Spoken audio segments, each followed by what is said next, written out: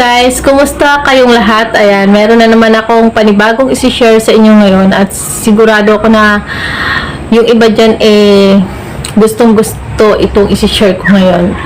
And guys, so paano nga ba natin malalaman kung sino mga ina-add ni Mr. ni Jowa sa kanilang mga Facebook? Sinong ina-add nila doon? Sinong ina-add nilang girl, sino mga mini-message nila, ayan, kung sinong ini-stalk nila at sino yung sinisendan nila ng friend request. And guys, pero syempre hindi ko naman to itinuturo sa inyo para mawalan kayo ng tiwala sa inyong mga partner. Ayun guys, ito ay isang tips lang para sa ating lahat. Yung gusto lang naman na gumawa nito. At kung kayo naman ay siguradong loyal sa inyo ang inyong mga jowa, partner, ayan, huwag nyo na itong gawin. Ayan. Ayan guys. Suggest ko lang, kung okay lang naman sa inyo na maibang pine-friend request si partner or si jowa sa kanilang Facebook, kasi kung may iba siyang pine-friend request doon na girl, ayan. What? So, huwag niyo tantong gawin. Tiwala lang sa isa't isa ang kailangan. Ayan. Tibay ng loob. Charot. Charot lang guys.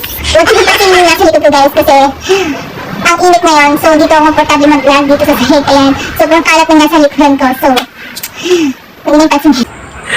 Umpisahan na natin ang tutorial na to. So, siya nga pala guys, Kailangan lang natin mahawakan ang mga cellphone ng ating mga mister. ng jowa natin. Ayan, kung sino pa yan. Kailangan natin hawakan guys kasi doon natin isi-check kung may iba ba siyang ina-add sa kanilang mga Facebook account. Kung may iba ba siyang pini-friend request doon, girl, ayan, etc. Gusto nyo malaman. Ayan, sa mahiwagang cellphone lang ni Mr. nyo yun malalaman. Kaya guys, ayan, manghiram kayo ng cellphone sa inyong mga partner para i-check nyo. Ayan guys. So, eto na.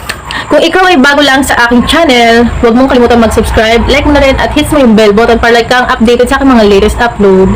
Ayan guys, so mag-i-start na tayo. Punta na tayo sa aking mahiwagang cellphone. So ayan guys, ang unang-una natin gagawin, syempre, ay pupunta tayo sa Facebook ng ating mga partner. Facebook account ng ating mga partner guys. Ayan, nautal na ako.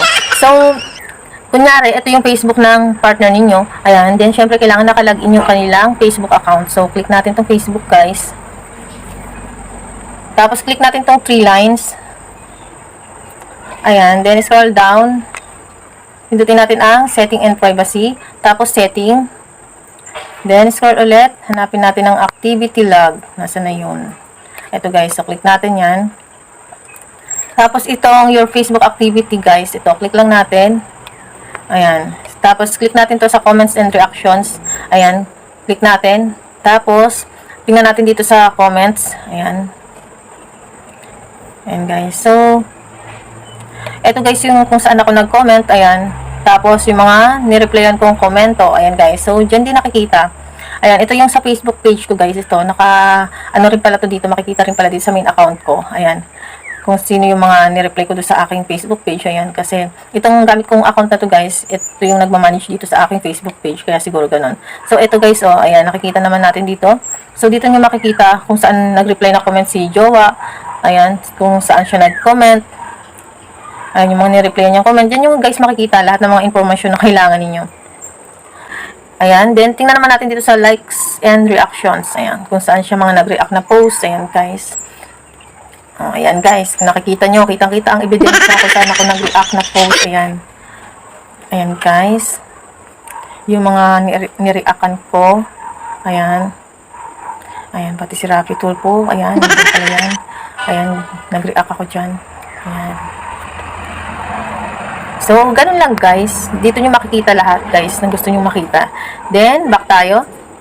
Ayan, dito naman sa activity, your tag in. Ayan guys. So, dito nyo naman makikita yung mga nag-tag sa inyong, ayan, post and comments your tag in. Click natin. So, ayan guys. So, dito nyo guys makikita kung may mga nag-mention sa inyo. Ayan. Then, back tayo. So, kapag may mga photos and videos na nag-tag sa inyong mga jowa, ayan guys, din nyo rin makikita lahat ng mga ebidensyang kailangan ninyo. Ebidensya talaga. What?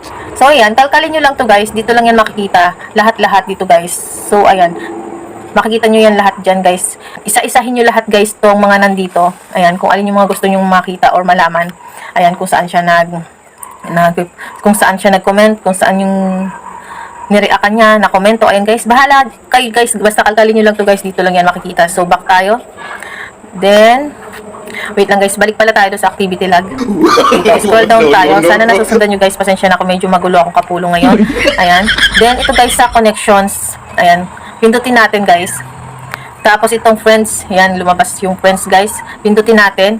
Then dito sa send friend request, ayan guys, dahil gusto nating malaman kung sino mga sinesenda ni Jowa ng friend request, ayan, dito tayo pupunta sa send friend request. Click lang natin yon. So ayan guys, yung mga sinendan ko ng friend request, ayan. Ayan, makikita dito guys. Ayan, ganun lang kasimple guys. Ganun nyo lang mahuhuli si partner kung saan siya mga nagpe-friend request. Ayan guys, kung sino mga sinesenda niya ng friend request, kung sino mga ina-add niya, saan siya nagko-comment, kung saan siya nagre-react. Ayan guys, malalaman nyo lahat yan dito. So, ganun lang guys, back na tayo. So, kung nakatulong sa inyo ang video ito guys, huwag nyo kalimutan mag-subscribe, like, and share nyo na rin para makatulong din sa iba na baka kailangan din ng mga ganitong klaseng content. Ayan, mga naghanap ng ganitong klaseng content. Ayan guys, thank you sa inyong lahat guys. Salamat sa mga nanood, and God bless sa inyong lahat. At follow nyo nga pala ako guys sa aking Facebook page. Ayan, lalagay ko na lang yung link sa description. And kita-kits na lang ulit tayo sa sunod kong video. Bye-bye!